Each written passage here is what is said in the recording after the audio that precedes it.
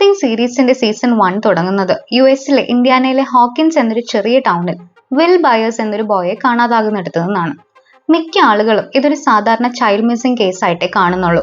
പക്ഷേ വില്ലിന്റെ ഫ്രണ്ട്സ് ആയ Mike Wheeler, Dustin Henderson, Lucas Sinclair എന്നിവർ വിശ്വസിക്കുന്നത് ഇതിന് പിന്നിൽ മറ്റെന്തൊക്കെയോ വലിയ ചില സംഭവങ്ങൾ ഉണ്ടെന്നാണ്. വില്ലിനെ കണ്ടെത്താനുള്ള അവരുടെ തിരച്ചിലിനിടെ അവർ തലമൊട്ടയടിച്ചിട്ടുള്ള വളരെ അസാധാരണ സ്വഭാവമുള്ള 11 എന്നൊരു പെൺകുട്ടിയെ കണ്ടുമുട്ടുന്നു. ഒരു ഗവൺമെന്റ് ഫെസിലിറ്റി ആയ ഹോക്കിൻസ് നാഷണൽ ലാബിൽ നിന്ന് രക്ഷപ്പെട്ട് വന്നിരിക്കുന്ന അവൾക്ക് അവിടെ അവളുടെ മേൽ നടത്തി വന്നിരുന്ന എക്സ്പെരിമെന്റ്സിന്റെ ഭാഗമായി സൈക്കോകെനറ്റിക് എബിലിറ്റീസ് ലഭിച്ചിട്ടുണ്ട്. താൻ പരിചയപ്പെട്ട ഈ പുതിയ കൂട്ടുകാരെ വില്ലിനെ കണ്ടെത്താൻ സഹായിക്കാമെന്ന് 11 സമ്മതിക്കുന്നു. തിരിച്ച് മൈക്കും ഡസ്റ്റിനും ലൂക്കസും 11നെ ഒരു നോർമൽ കുട്ടിയെ പോലെ പെരുമാറാനും പഠിപ്പിക്കുന്നു.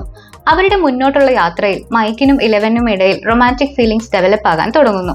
ശേഷം നമുക്ക് മനസ്സിലാകുന്നത് കാണാതായ വിൽ അപ്സൈഡ് ഡൗൺ എന്നൊരു വിചിത്രമായ ഓൾട്ടർനേറ്റ് ഡിമെൻഷനിൽ ട്രാപ്ഡ് ആയിരിക്കുകയാണ് എന്നാണ്. ഹോക്കിൻസ് ലാബും ഇതേ ഡിമെൻഷനെ പറ്റി ഇൻവെസ്റ്റിഗേഷൻസ് നടത്തുന്നുണ്ട്. കൂടാതെ ഡെമോഗോർഗൻസ് എന്ന മോൺസ്ട്രസ് ക്രീച്ചേഴ്സിന്റെ വാസസ്ഥലം കൂടെയാണ് അപ്സൈഡ് ഡൗൺ. അപകടങ്ങൾ നിറഞ്ഞ തന്റെ ഇപ്പോഴത്തെ ലൊക്കേഷനിൽ നിന്നും വിൽ തന്റെ അമ്മയായ ജോയ്സുമായി കമ്മ്യൂണിക്കേറ്റ് ചെയ്യാൻ ഒരു വഴി കണ്ടെത്തുന്നു.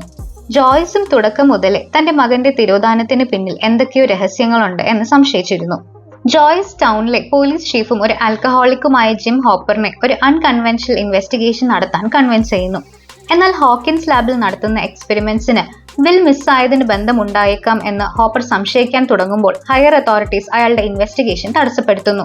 ഇത് ഹോപ്പറിനെ കൂടുതൽ ആഴത്തിൽ അന്വേഷണങ്ങൾ നടത്താൻ പ്രേരിപ്പിക്കുകയും അയാൾ സുപ്പീരിയേഴ്സിന്റെ ഓർഡേഴ്സ് അവഗണിച്ച് സത്യം കണ്ടെത്താൻ റോഗായി പ്രവർത്തിക്കുകയും ചെയ്യുന്നു. അതേസമയം മൈക്കിന്റെ ചേച്ചിയായ നാൻസി ടൗണിലെ ഒരു പോപ്പുലർ ബാഡ് ബോയ് എന്നൊക്കെ പറയാവുന്ന സ്റ്റീവ് ഹാരിങ്ടനെ ഡേറ്റ് ചെയ്യുന്നു. നാൻസിയുടെ ഫ്രണ്ട് ബാർബ് മിസ്സിംഗ് ആവുമ്പോൾ അവൾ വില്ലിന്റെ ചേട്ടനും ഒരു ഔട്ട്കാസ്റ്റും സ്റ്റീവിന്റെ ഫ്രണ്ട്സ് ഗ്രൂപ്പിന്റെ സ്ഥിരം ബുള്ളിംഗ് ടാർഗറ്റുമായ ജോനത്തനുമായി ഒത്തുചേരുന്നു. അവർ ഒരുമിച്ച് ടൗണിലെ വിചിത്രമായ സംഭവങ്ങളെ പറ്റി അന്വേഷിക്കാൻ തുടങ്ങുന്നു. ബാർബും അപ്സൈഡ് ഡൗണിലേക്ക് കടത്തപ്പെട്ടു എന്നും ഒരു ഡെമോഗോർഗനാൽ കൊല്ലപ്പെട്ടു എന്നും അവർക്കറിയില്ല. അവരെല്ലാവരും ചേർന്ന് എത്രയും വേഗം വില്ലിനെ രക്ഷിച്ചില്ലെങ്കിൽ അവനും അതേ അവസ്ഥ തന്നെ വന്നു ചേരും. സീസൺ 1 അവസാനത്തോടടുക്കുമ്പോൾ എല്ലാവരും കാര്യങ്ങൾ മനസ്സിലാക്കുന്നതിനോട് കൂടുതൽ അടുത്തെത്തുകയും അതോടൊപ്പം അവർ നേരിടേണ്ട അപകടങ്ങളുടെ ഇന്റൻസിറ്റി വർദ്ധിക്കുകയും ചെയ്യുന്നു.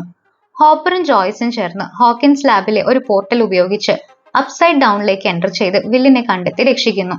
തന്റെ മകൾ സാറ ക്യാൻസർ കാരണം മരിച്ചതിൽ ഇന്നും വിലപിച്ചുകൊണ്ടിരിക്കുന്ന ഹോപ്പറിന് ഒരു റിലീഫ് നൽകുന്നതിനും ഇത് കാരണമാകുന്നു. അതേസമയം നാൻസിയും ജോനത്തനും ചേർന്ന് ഡെമോഗോർഗനെ അറ്റാക്ക് ചെയ്യാനും കൊല്ലാനും ഒരു പ്ലാൻ തയ്യാറാക്കുന്നു. അവർ അതിനെ ബയേഴ്സിന്റെ വീട്ടിലേക്ക് എത്തിക്കാൻ ശ്രമിക്കുന്നു. എന്നാൽ ഇതൊന്നും അറിയാതെ സ്റ്റീവ് ഇതിനിടയിലേക്ക് വന്നു കയറുന്നു. അതോടെ അവനും മനസ്സില്ലാ മനസ്സോടെ ആ മോൺസ്റ്ററിനെ കൊല്ലാനുള്ള പ്ലാനിന്റെ ഭാഗമാകുന്നു. മൂവരും ചേർന്ന് ഡെമോഗോർഗനെ ആക്രമിച്ച് മുറിവേൽപ്പിക്കുന്നെങ്കിലും പക്ഷെ അത് അവിടെ നിന്ന് രക്ഷപ്പെടുന്നു. ഇതിനിടെ ഹോക്കിൻസ് ലാബിന്റെ ഹെഡായ ഡോക്ടർ മാർട്ടിൻ ബ്രെന്നർ 11നെയും അവളുടെ പുതിയ ഫ്രണ്ട്സിനെയും ട്രാക്ക് ചെയ്ത് അവരുടെ സ്കൂളിൽ എത്തുന്നു. അതോടൊപ്പം ഇഞ്ചേർഡായ ഡെമോഗോർഗനും അവിടേക്ക് എത്തുകയും അത് ബ്രെന്നറിനെയും ടീമിനെയും കൊല്ലുന്നതായി നമ്മൾ കാണുന്നു. ശേഷം അത് മൈക്ക്, ഡസ്റ്റിൻ, ലൂക്കസ് എന്നിവർക്ക് നേരെ തിരിയുന്നെങ്കിലും 11 തന്റെ പവേഴ്സ് ഉപയോഗിച്ച് അതിനെ തോൽപ്പിക്കുന്നു. പക്ഷെ അതിനായി അവൾ സ്വയം സാക്രിഫൈസ് ചെയ്യേണ്ടിയും വരുന്നു. സീസൺ അവസാനിക്കുമ്പോൾ ഹോപ്പർ കാട്ടിലെ ഒരിടത്തേക്ക് പോവുകയും അവിടെ 11ന്റെ ഫേവറേറ്റ് ഫുഡായ എഗോ വാഫിൾസ് വെക്കുകയും ചെയ്യുന്നു. ഇത് അവൾ ഇപ്പോഴും ജീവനോടെ ഉണ്ടായിരിക്കാം എന്ന് സൂചിപ്പിക്കുന്നു.